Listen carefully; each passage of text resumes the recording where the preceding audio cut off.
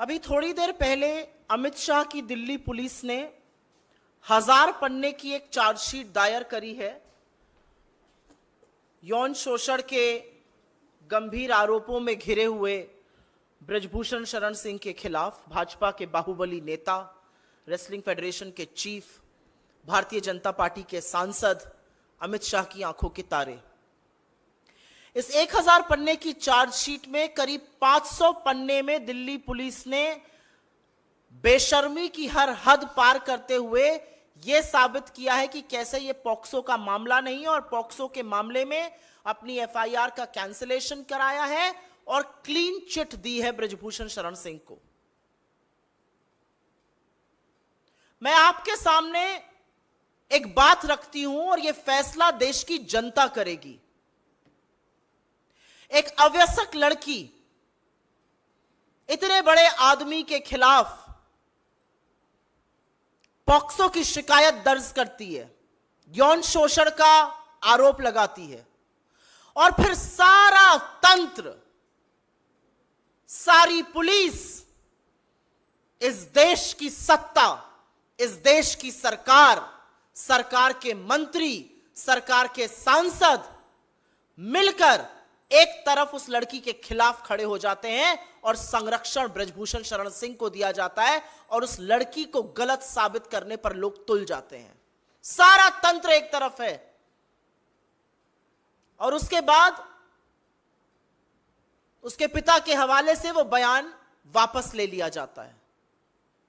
यह देश की जनता तय करे कि क्या प्रभाव के तहत यह किया गया, क्या सत्ता का दुरुपयोग किया गया, क्या सारा तंत्र एक आदमी को बचा रहा था। क्योंकि अब एक बात साफ है, भारतीय जनता पार्टी का जो नारा है बेटी बचाओ बेटी पढ़ाओ, वो है बेटी डराओ और ब्रजभूषण बचाओ। पूरी तरह से यह बात साफ तौर से अंकित हो चुकी है।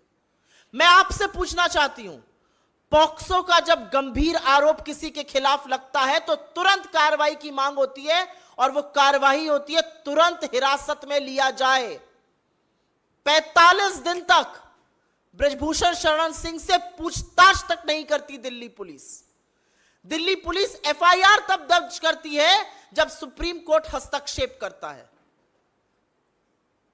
दिल्ली पुलिस हिरासत में नहीं लेती, पूछताछ नहीं करती। एक बाहुबली व्यक्ति है, इसको आजाद घूमने और छोड़ दिया जाता है कि ये जाए और किसी भी विटनेस को टैंपर करे, किसी भी विक्टिम को डराए। कोई पूछताछ नहीं है।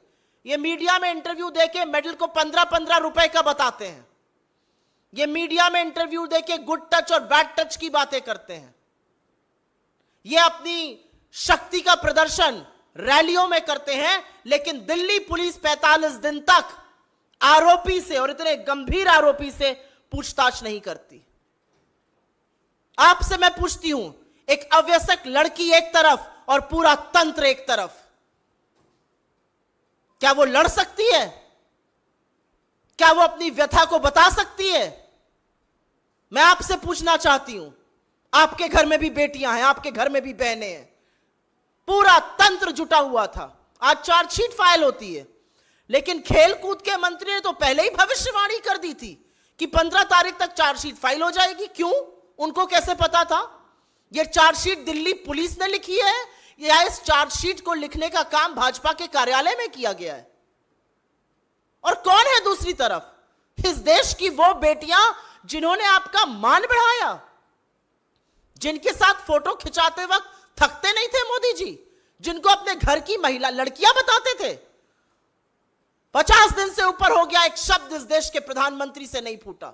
यह अलग बात है कि उन बेटियों का अपमान, उन बेटियों के चरित्र पर सवाल उठाने का काम भाजपा के लोगों ने, इनके इकोसिस्टम ने किया और मोदी जी चुप रहे और मोदी जी संरक्षण देते रहे। लेकिन यह पहली बार नहीं हुआ है और यह अंतिम बार भी नहीं होगा। भारतीय जनता पार्टी हर बार संरक्षण आरोपी को, बलात्कारी को, जो यौन शोषण करता है, उसी को देती है।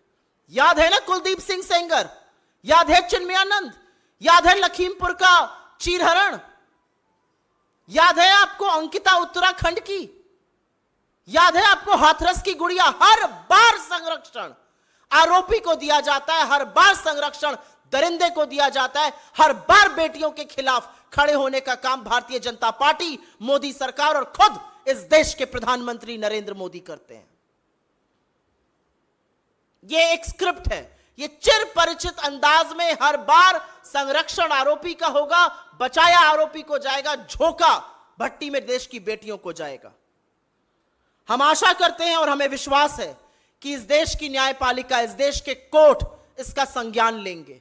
कैसे 164 का मजिस्ट्रेट के सामने हुआ बयान बदला गया, वो बदला उस दौर में गया जब आरोपी उन्मुक्त रूप से बाहर घूम रहा था। उसने क्या प्रभाव किसी पर डाला हमें नहीं पता है, लेकिन यह वही दिल्ली पुलिस है जिसने बिना वक्त गवाए, जिसने बिना वक्त जाया किए क्लीन चिट दे दी इस पूरे मामले में। तो फैसला अब इस देश को करना है, फैसला न्यायपालिका को करना है और हम आशा करते हैं, हमें विश्वास है कि कानून में, इस देश के न्यायालयों में अभी न्याय जिंदा है और इन बेटियों को और खासतौर से उस अवैसक बेटी को जरूर न्याय मिलेगा। लेकिन सरकार से हर तरह की उम्मीद इस देश की बेटियां छोड़ दें, क्योंकि अगर सरकार के किसी नुमाइंदे के खिलाफ आप खड़े हैं तो आपके खिलाफ पूरी सरकार, पूरा तंत्र, निरंकुश पुलिस, इस देश की एजेंसियां, इस देश के सांसद, इस देश के मंत्री और इस देश का प्रधानमंत्री खड़ा मिलेगा आपको। अगर आपके इस पर कुछ सवाल हो तो हम जरूर उसको लेना चाहेंगे। I will actually briefly make a statement in English on this. Just a little while back, the Delhi police has filed a 1,000 pages charge sheet against Brijbhushan Sharan Singh. Over 500 pages of that charge sheet are dedicated to how a clean chit has been given to him, and the whole case under POCSO has been withdrawn. The law of POCSO says that the moment a case is filed, the perpetrator, the supposed perpetrator of that crime, has to be arrested because he should not tamper witnesses, he should not intimidate victims. Nothing of that sort happened with the BJP MP. Nothing of that sort. He was at large, absolutely free for 45 long days. He could have done anything. He was giving television interviews, calling the medalists available for 15 rupees. He was talking about good touch, bad touch. He was talking about how he's going to teach a lesson to people. Not a word from the Prime Minister or the Home Minister of this country. The same Delhi police that took a month to file an FIR in the first place and had to do so after the Supreme Court's intervention was very quick to give a clean chit.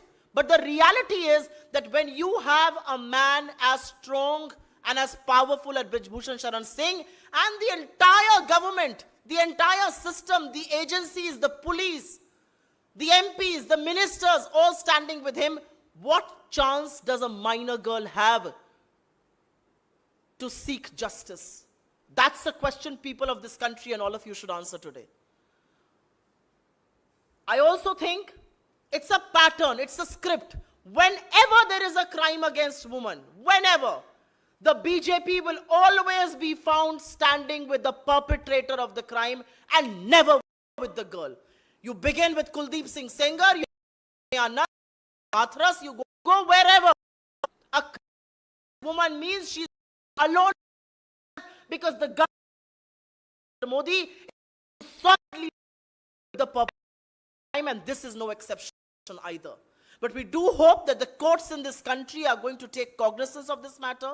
The courts of this country will take cognizance of the matter that for 45 long days, the MP was not questioned once. The courts will take cognizance of the fact that the magistrate statement changed twice. Under what circumstances, the courts will look into this. The courts will take cognizance of the fact that India's most decorated athletes were brutally beaten up by the same Delhi police, intimidated, dragged on the streets of Delhi, and the government kept absolutely quiet. That's the reality of this case. The Delhi police, along with its Master-in-Chief Amit Shah, stand exposed. But today I hate to say that the man who stands exposed completely before this country is India's elected Prime Minister, Narendra Modi, for his complicity, for his silence, and for the patronage he offers to perpetrators of crime.